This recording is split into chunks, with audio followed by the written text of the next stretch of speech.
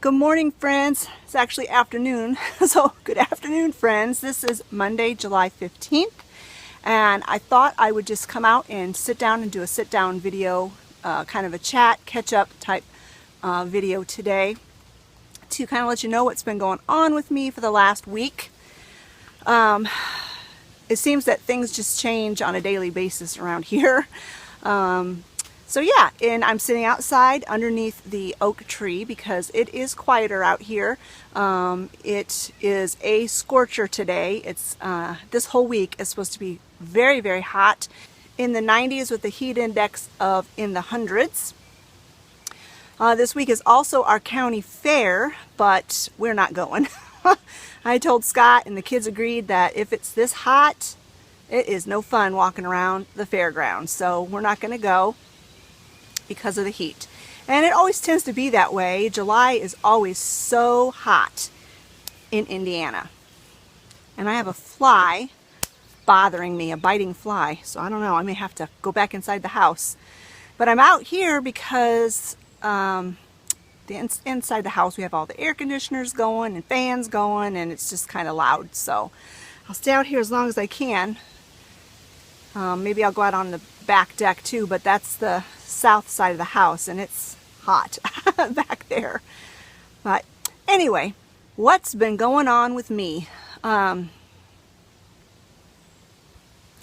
start out with yesterday, which was Sunday. I got a really, really weird email, and it was supposedly from YouTube, and it said something about they'd gotten a complaint about my channel, that there was spam videos, and they would have someone from YouTube check it out, and don't worry, but they would suggest that I not upload any more videos and until this got straightened out, and if I didn't comply, then they would close my channel. And they also wanted me to send information like my channel URL, my channel link, my password, and all this stuff. Well, my first instinct was, this can't be right. Then I started to panic a little bit because that's kind of the way I am. I second guess myself a lot of time. I second guess my intuition. And I got to thinking, well, what if this really is true? What if this is from YouTube? What if they are going to close my channel if I don't send them this information? So the first thing I did was I replied back and I said, I don't even know what a spam video is. I don't even promote items on my channel. And how do I know you're not a scammer? I don't feel comfortable giving you my channel information when I don't, verify that you are YouTube. And then I got on my community page. If you haven't checked out my community page, I do post on there occasionally. I'm not sure how you get notified. But anyway, I posted on there, and I copied and pasted the email, and I asked you guys your, opinion about it. And then I went and I talked to Scott, which I should have went and done that in the first place. And I said, could you come look at this email? And he looked at it, and he, right away, he said, that is a scam. He said, look at the email address. It was some weird YT support.ru or something weird like that. And he said, and then all they did was they got a hold of the YouTube logo and they put that at the top of the message. And he also said, and anytime and they want you to send them personal, anybody wants to send them personal information through an email, it is a scam. So I'm like, okay, whew, I feel better. My first instincts were correct. This is a scam.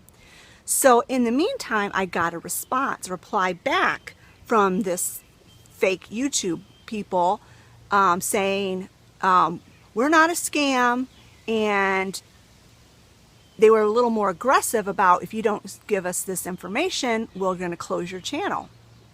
And so I replied back and I said, you are a scam. You are a scammer. This is a scam email. I said, you should be ashamed of yourself trying to fool people. Do not contact me again. Goodbye. I didn't hear anything back from them. And then when I checked on my community page this morning, several of you had said it's a scam, you know, don't worry, it's a scam. And so, yeah, that just irritates me so bad. It irritates me so bad. And I'm like, if I had sent them my password and all of that, they probably would have hacked my channel. And I would have ended up getting my channel closed or whatever. It would have caused a world of hurt. So, FYI, follow your first instinct, and if they want your personal information through via an email, it's a scam. Right away, it's a scam. And Scott had told me before, whenever I was, you know, wondering about an email, to always check the email address that it was sent from. And usually you can tell from that whether it's a scam or not. And so I did. That's the first thing I did. I looked at the email address, and it was just kind of like, it wasn't obviously from a scammer, but it didn't look quite right. And so I was right. It didn't look quite right because it wasn't right. Of course, you're going to get some roosters in this video. And there's the goat. So that was kind of my adrenaline pumping incident yesterday. And plus I was sleep deprived, so, which I'll get into that in a minute of why I was sleep deprived. Oh, now all the roosters are going to talk to each other. So that kind of didn't make my mind work quite right either. Before I get into why I have been sleep deprived, I wanted to give a little garden update. My garden is absolutely horrible this year. Absolutely horrible. And it makes me not even want to go over to the garden and do anything in it. We had an incredibly cold and wet spring. And so all of the plants are stunted. They didn't grow as tall. Like the corn is only about 4 feet tall and it's already starting to tassel, which means I probably won't get hardly any corn. My tomato plants are like 1.5 feet tall and they're already starting to produce tomatoes. So yeah, it's horrible. Oh, for goodness sake, I'm gonna have to go somewhere else. These roosters are just ridiculous. All right, I'm back on my back deck. You can still hear the roosters, but not so bad. And I think they were starting that up because I was sitting there. They were trying to impress each other. If this doesn't work, then I don't know where I'll go. I'll go somewhere else. But they're not so distracting back here. Anyway, my garden, it's just terrible. And then all through June, from April, May, June, was very cold and rainy. And then, almost instantly, as soon as it hit July, it's gotten beastly hot and dry. And so now the battle is keeping the plants watered enough. And it was so cold and rainy in the spring that the plants really didn't grow. Like my cucumber plant this time last year was just vining all over the garden. And this year they're tiny. And then the cucumbers are really small that are actually coming off of it. So yeah, it's very discouraging, and I'm just about ready to say I am done gardening. Honestly, other than what I grow in my greenhouse, I'm just about there because it's a lot of work. And when you get years like this where you get basically nothing out of your effort, it's very discouraging. I was enjoying a lot of fresh salads, but now the weather's turned hot, so the lettuce has all turned bitter. So no more salads. Even the lettuce in my greenhouse is bitter. We've just been pulling it and giving it to the rabbits and the goat. So yeah, there's the garden update. I don't know. There probably won't be a garden next year except for what I can grow in my greenhouse. The final update I want to talk about, because I don't want this video to go too terribly long, is a pepper update, of course. I hope you guys aren't getting tired of these, but it does help me to talk about it. And I know you guys are interested, and things with her change on a daily basis. I had no idea what to expect with this disease, and it's 10 times worse than I expected it was going to be. In fact, I think when this all is said and done, when this journey with her is over, I'm going to put together a video for my channel and for whoever happens to be maybe going to YouTube and searching for answers about this disease and what to expect and what the vets don't tell you, and your options and things that you have with battling this disease. And at this point, we're not battling the disease, we are trying to offer comfort and hospice care to her. This past week has been super stressful for me. Super stressful. And I'm going to try to get through this part of the video without crying, but I can't guarantee anything. It's just, this disease is absolutely hideous. Hideous. And just trying to keep her comfortable is a battle. Thursday night, Friday night, Saturday night, I barely got any sleep. That's why Sunday when I got that email, I wasn't even thinking clearly because I was so sleep deprived. Because Thursday night, which would have been, Thursday night, she started in being so restless. She would literally just spin in circles. And she was continuing to try to lick, especially that tumor that's by her tail. It's about the size of a clementine tangerine right now. And it was obviously bothering her, and she was just spinning and spinning and spinning and spinning and whining and looking at me like, help me. And I was doing everything I could do. I'd given her the maximum amount of Benadryl that she could have. She was on the maximum dosage of pain medicine that she could have. And I just, every 2 hours she was waking. It was like having a newborn. She was just so miserable. And so about 2:30 in the morning, I came and I gave her some more Benadryl. I gave her another dose of Benadryl. And I went and laid back down. And as you know, I sleep down in the basement because my husband snores. And as soon as I can afford some of those Bose earbuds, I'm going to get some so I can sleep with my husband again. But anyway, I was downstairs and I was laying on the couch and she was in the chair because I finally just I had to put her in the recliner because she's just so restless. I'm like, I've got to try to get some sleep. And I was laying there and I started bawling and I said to myself, I can't do this anymore. It is taking everything that's in me to keep this dog comfortable. And I'm a fixer. I want to fix problems. When I see somebody hurting, I want to make them better. I was that way with my kids. It's like I would do anything to make them better, feel better. And that's the way I feel about my poor dogs. I just want them to feel better. And I couldn't. I was doing everything I could do, and I couldn't make her feel better. So I'd made up my mind that Friday morning, as soon as the vet opened, I was going to call him and set up an appointment to have her put to sleep. Because I couldn't do it anymore. It's like I'm doing everything I can do, and it's not helping her.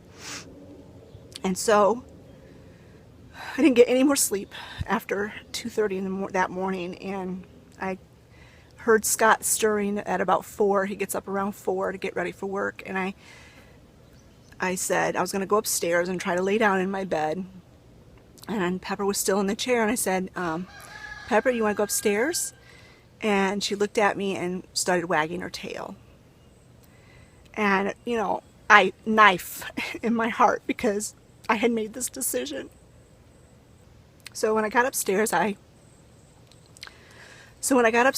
told Scott what had happened and the decision I'd made. And he didn't argue with me. He just said, okay. And he went to work, and I was laying in bed, not sleeping. And I just didn't feel peace about that decision. I was thinking, am I making this decision because it's easier for me? Because am I making this decision out of emotion, out of sleep deprivation, out of exhaustion? That day before on Thursday, she'd eaten great. She had we had the stupid crop dusters going over, and she was out in the yard running around barking at them, and she had greeted Scott at the door. And those are all the things that the vet says you need to look for when you know time is up, is when they stop doing those types of things. So that the more I laid there, I thought, well, you know what, I'm going to call the vet and I'm going to see what we can do about managing her symptoms. Because if we can manage these symptoms, then maybe she will have a quality of life for a few more months. If all that this is the pain and the itching from these tumors, if we can control that, then she'll be better. So that was Friday morning. I called the vet, explained what was going on, and I waited all day long for them to call back. And finally, they called back. It was like 7 o'clock that night. And it wasn't my vet, it was another vet that was on call, or my vet wasn't working that day, and that's why it took so long for them to get back to me. And this other vet, she didn't really know the situation. She just had Pepper's file in front of her. She'd never actually seen Pepper, didn't really know the discussions that I'd had with my vet about it. But we came up with a plan, and she said we're going to change up her medication, put her on another medication to help with the pain, to continue with the Benadryl for the itching, and in a couple of days start her on prednisone for the inflammation and to increase her appetite. Because the current pain medication she was on at that time, you couldn't take it with prednisone, so we had to taper her off of Rimadyl, which is what she was on, put her on and we put her on another pain medicine. I'll put the name of it here at the bottom because I can't remember what it's called right now. It just totally went out of my head. But it is a controlled substance. It's an opioid. And so I had to give them my driver's license, and they took a copy. I mean, you have to jump through hoops to get this opioid medication. And so anyway, we went Saturday and picked it up, because by the time she called, the vet's office was closed, so I couldn't get it Friday. So Saturday night was another restless night. Or Friday night, I should say. Saturday morning, we went and got the medication. We started her on this opioid medication Saturday night. Got her first dose. She was to take it twice a day. She ate fine Saturday. She was still eating. She took that medication. Sunday morning, we get up to give her morning dose, plus her morning Benadryl, plus she's on a stomach pill, a pill for stomach problems, because all these pain medications can cause stomach upset. She wouldn't take it. She wouldn't take the pill. So we had some of those pill pocket things. I don't know if you're familiar with them, but they're a soft thing, and you put the pill in it and squish it down, and they gobble it right down. Well, she wouldn't take it, so we had to kind of force it down, and she did chew it and swallow it, took her medicine. She wouldn't eat breakfast. We went to church, came home. I thought, well, I'll try feeding her again. She wouldn't eat, wouldn't eat. She basically ate nothing yesterday. I got her to eat a couple bites of my turkey burger, took a couple licks of cottage cheese, and a little bit of peanut butter bread, and that was all she would eat all day. But Sunday night, last night, she slept great. The incessant licking had almost completely stopped. She was more restful. She obviously was, the pain medicine she was on is helping with all of that. But she's not eating. She wouldn't eat this morning again. Eats nothing. So I Googled it. The Tramadol, that's the name of the medicine. Side effects of Tramadol in dogs. Side effects: loss of appetite, nausea, diarrhea. And she'd had some diarrhea this morning too. So I called the vet back again, and I'm like, we've got to figure something out. And I'm waiting. They haven't called me yet. Probably be another night. But I think I'm going to not give her the Tramadol tonight. I'm not going to give it to her. and we're going to wait and see. I mean, unless the vet calls me back and, you know, gives me other options, I'm hoping that they will have another pain medication that isn't so hard on their digestive system and that is as effective, because we got to do something. We've got to do something with her. And if after we've exhausted all possibilities, combinations of medications, and we cannot get this figured out, we are going to have her put to sleep. I can't even say those words without getting upset. Absolute worst decisions that you have to make. I mean, I've never had to make end-of-life decisions for a person or a loved one, and I'm sure that would be horrible and worse. But Pepper is my loved one. You know? I was reading an article about grief and dealing with the loss of a pet and how people don't know what to say and they try to help, and a lot of times they'll say, oh, well, it was just a dog. And in this article it said if someone ever tells you it was just a dog, they obviously never have owned a dog, because it's more. She is more than just a dog. All my dogs are. They're more than just a dog. Alright, this video has gone on way, way longer than I expected it would. I kind of thought it was going to be kind of long because I can get very chatty when I have something to say. I'm usually a very quiet person in real life, but you're a captive audience. And when I have something to say, I can be quite chatty. But I tell you, it's been so helpful to talk to you guys about this. I can't really talk to my family about it because they're living it with me. They know how horribly hard this is. And so it's been very helpful to talk to you all. I didn't get through it without crying, but I just had a feeling I wouldn't. Thank you guys so much for listening, and if you made it all the way to the end of this video, then I know you are my true friends. Thanks so much, and we will talk to you later. Bye.